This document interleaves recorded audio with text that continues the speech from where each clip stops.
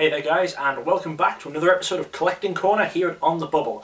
And we're going to be doing another top 6 list today. The list we're looking at today is top 6 jumbo cards. Now, a jumbo card is anything that's bigger than your standard Pokemon card, whether it's the quarter of A4 size or the half of A4 size. Now, obviously these can never be found in packs, so they come out through various different means, whether those are box toppers or promotional events or in box sets. So let's get started. At number 6 we have Articuno, Zapdos and Moltres.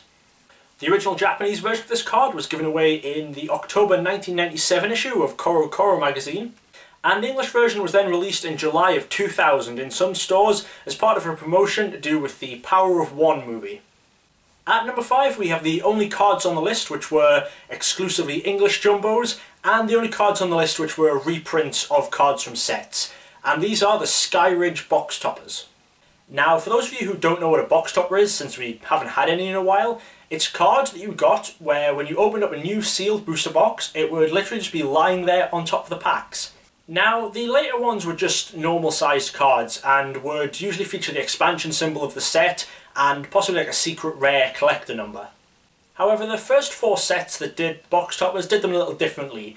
Legendary Collection, Expedition, Aquapolis and Skyridge all had 4 different box toppers available. They were all just jumbo versions of cards in the set.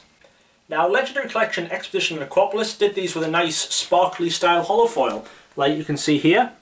But the reason the Skyridge ones make the list is because they did them like this. They were printed on a clear sheet of plastic, so you can actually see through the cards. They're all jumbos of the crystal cards from the set, and I just think it's just a really amazing way of doing them. They have also the holofoil that is currently known as Rotom foil in recent years, due to the Rising Rivals Rotums. But I do just think printing them on clear plastic so you can see through them, I think they just look amazing.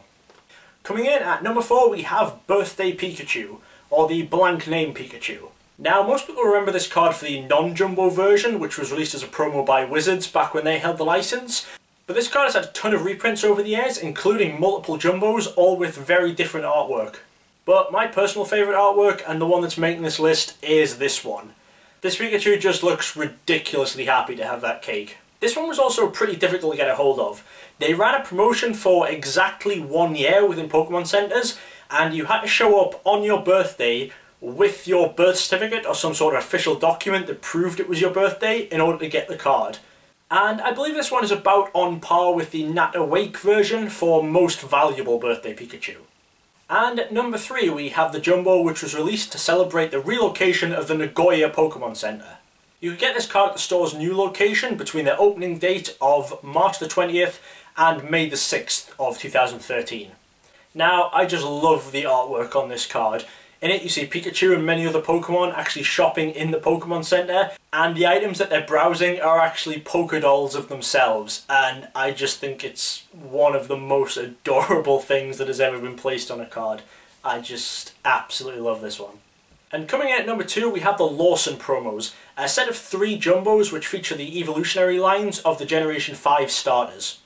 Now, these ones were technically blank name cards too, as you sent away and you actually got your name printed on the card, so it has your name as the owner on the card and you got to set what the attack name was.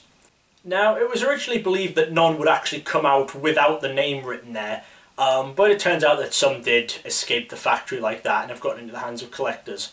I bought mine before those came out, so my set all have the name Brian written on them, and I believe the attacks that do a massive amount of damage are all Tackle. These did eventually get translated and reprinted in English and placed into box sets, but for me it is definitely the Japanese versions which are making this list. And finally, number 1, my personal favourite jumbo card of all time. Released in October of 2008 at the Yokohama Pokemon Center, we have Captain Pikachu. There's really not that much else I can say about this card. I mean, just look at how cool the artwork is. It's Pikachu captaining a ship, and there's just dozens of other Pokemon within the illustration. It's just an amazing looking card. And this is one of those cards, similar to the card at number 3 actually, where you just realise it would have to be a jumbo card in order for you to appreciate everything that's going on in that artwork. Some of the other ones on the list you could obviously shrink down and you'd still really be able to see what's going on, but there's just so much like minute detail to just realise in the Captain Pikachu, and so many Pokemon try and spot that it pretty much just has to be a jumbo card. And personally, it's possibly my favourite illustration ever within the entire Pokemon trading card game. So thanks for watching. Let me know in the comments whether you agree with my list or whether you would have changed some out, and let me know what you would have put in there. Also let me know in the comments if there's any topics for collecting based top 6s you'd like to see me do, or if there's any sort of specific products you think would be interesting to watch me open. And of course, if you do just have any general questions, leave those in the comments too. So thanks for watching, and I hope to see you guys again.